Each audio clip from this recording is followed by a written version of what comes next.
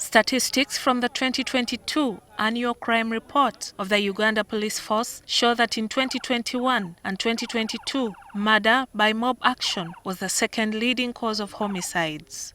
In 2022, 953 cases were registered, compared to 759 cases in 2021. This means that on average, last year, 18 people were lynched every week.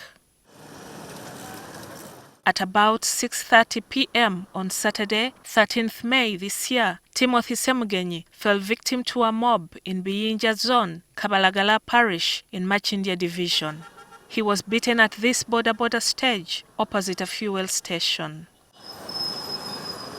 Ronald Muyimbwa, a spare parts dealer, last saw his son a few hours before his death. Semugenyi was renting a room near his parents' home, although he was not employed. He came to the shop and told me he was hungry. I told him I don't have money. He went to his mother's house. He took breakfast. I was late for work, so we did not talk. But as I was leaving, he looked at me for a long time. I wanted to go back and ask him what was wrong. The 21-year-old, who was his parents' second born, was a senior one dropout. He had just returned from Dubai, where he had worked for 8 months. At the time of his murder, his parents were processing documents for him to travel to Doha in Qatar to work.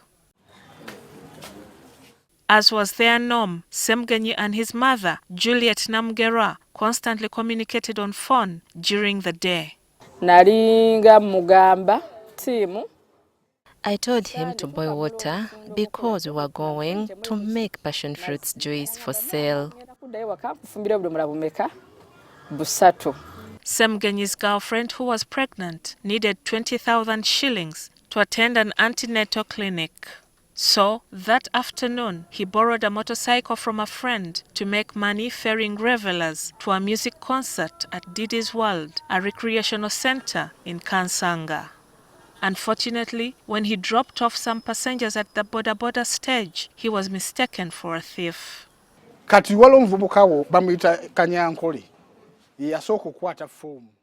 A man called Kanyankole was the first to hit him with a bench. My son pleaded with them to take him to the police instead of beating him. He managed to escape, but a security guard chased him, caught him and brought him back. When we were told someone was being beaten, I told my friends I do not participate in mob justice, so I did not go to see who it was.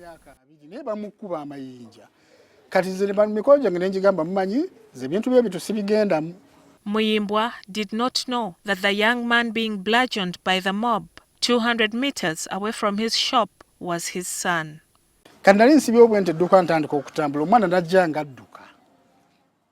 As I was locking up my shop, a young man came and told me my son had been killed. I refused to believe him. I ran to the scene.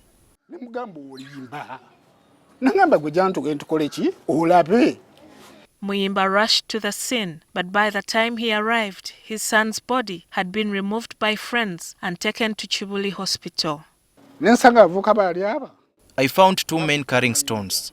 I told them, "You people have known my son since he was a child. If he had done something wrong, you could have brought him to my shop." The men threw away the stones.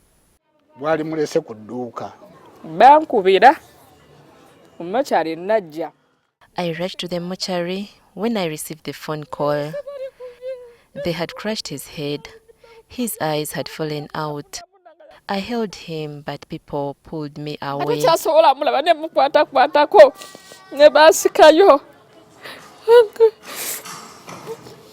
The distraught father followed his son's body to the hospital, but to his shock, when the police arrived, they arrested the friends who had come to help. Police demanded for 700,000 shilling each from the first 2 and 500,000 shilling from the last one. The case was registered at Kabalagala Police Station under Station Daily Reference 04/14/05/2023 as a murder by mob incident with the suspects unknown. Our neighbor's son participated in the murder. When I asked him why his son killed our son, he told us he was not responsible for his son's actions. Muyimbwa says retrieving footage from CCTV cameras also proved to be a challenge since police officers requested for money to transport them to the National CCTV Command Center at the police headquarters in Namugerwa.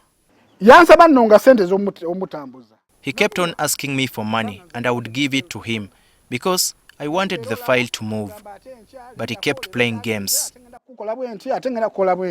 However, Patrick Onyango, the spokesperson of Kampala Metropolitan Police, refutes this.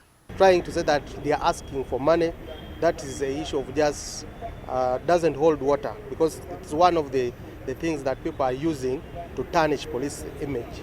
The state attorney advised us to look for the prime suspects, especially one younger. But one younger seems to have he's in hiding. The family still lives in the same neighborhood where the murder was committed. However, they take comfort in the fact that their son is survived by a pregnant girlfriend. GILLIAN NANTUME, NTV Tonight.